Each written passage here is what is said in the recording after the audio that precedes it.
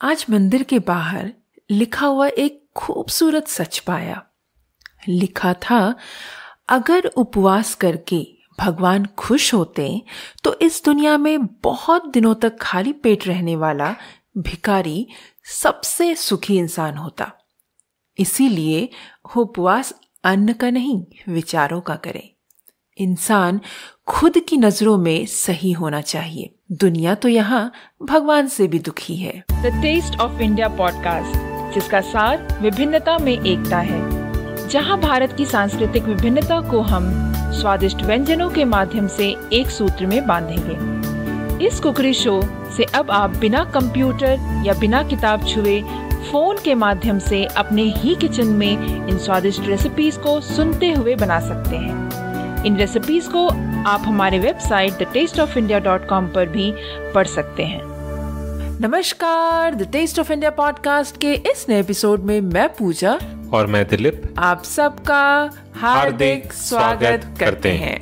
एक बार किसी मंदिर में एक याचक भगवान के सामने प्रार्थना कर रहा था और उसकी प्रार्थना कुछ ऐसी थी, गोविंदा गोविंदा, हर साल की तरह इस साल भी तू मेरा ख्याल रखना। उसकी इस प्रार्थना को सुनकर उसके पास खड़े एक महान ज्ञानी ने गुस्से से उसे देखा।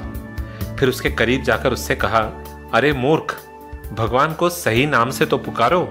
उन्हें गोविंदा कहते हैं, गोविंदा नहीं। इस बात को सुन उस प्रार्थी ने एक बार फिर भगवान से हाथ जोड़कर कहा, गोविंदा गोविंदा, इतने सालों से तो मैं आपको ऐसे ही पुकारता रहा हूँ और आपने मेरा पूरा ध्यान रखा है, तो उम्मीद है कि इस बार भी आप हर बार की तरह मेरा ध्यान रखोगे।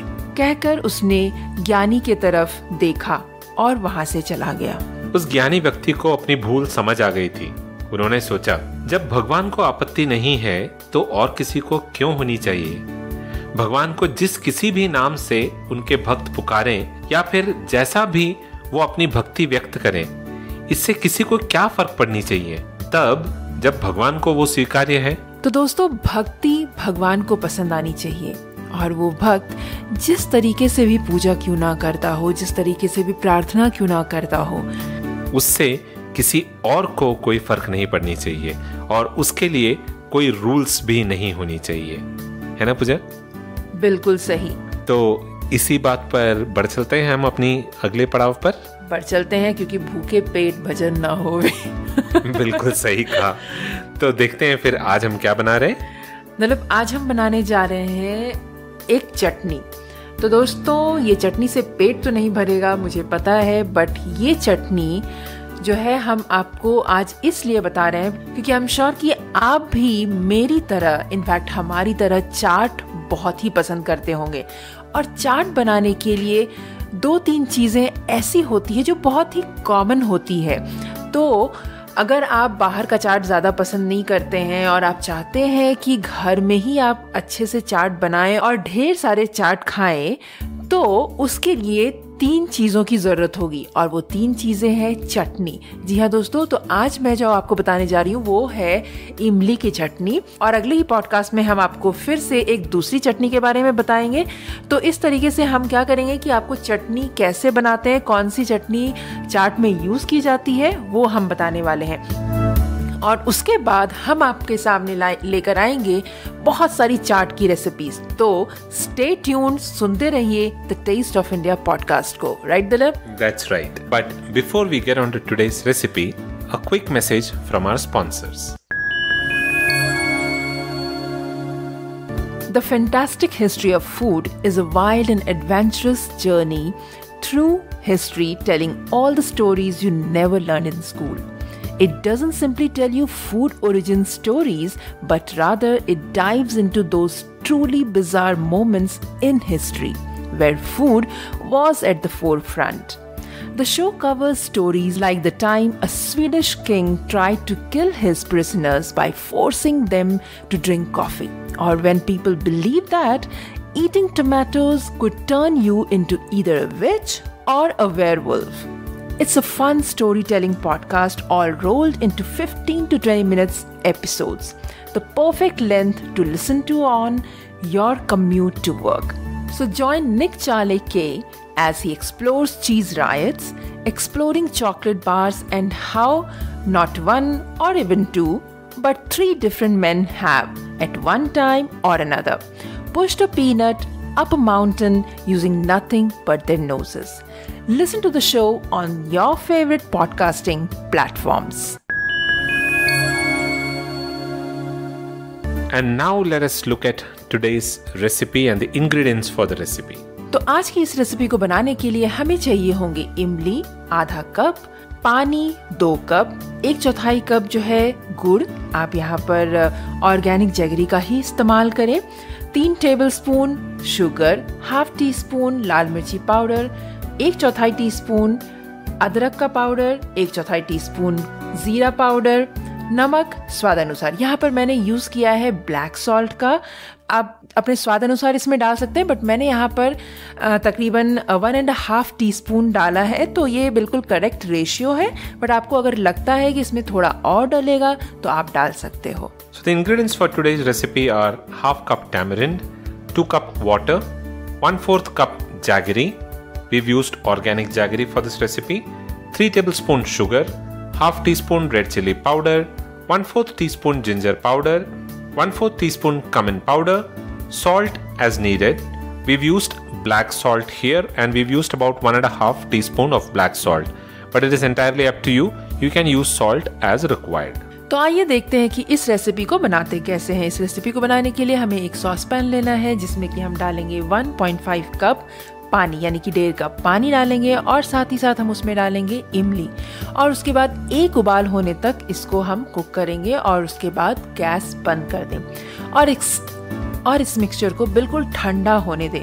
ठंडा हो जाने के बाद इसको ट्रांसफ़र करें मिक्सर ग्राइंडर में और उसके बाद इसको स्मूथ पेस्ट में ग्राइंड कर लें और उसके बाद एक छन्नी की सहायता से उसको छान लें और उसका जो भी पल्प है जो निकला है अभी बोल में उसे हम ट्रांसफ़र करेंगे एक पैन में और उसके अंदर हम डालेंगे हाफ कप जो बचा हुआ पानी है वो भी डाल देंगे और उसके बाद हम इस मिक्सचर को कुक करेंगे तकरीबन 2 से 3 मिनट तक। उसके बाद हमें डालना है इसमें गुड़ का पाउडर और साथ ही साथ हम यहाँ पर डालेंगे लाल मिर्ची powder, ginger powder, cumin powder और नमक। उसके बाद इन सारी चीज़ों को अच्छे से मिला लें और फिर डालें शुगर और फिर इन सारी चीज़ों को मिलाकर इसको हम कुक करेंगे।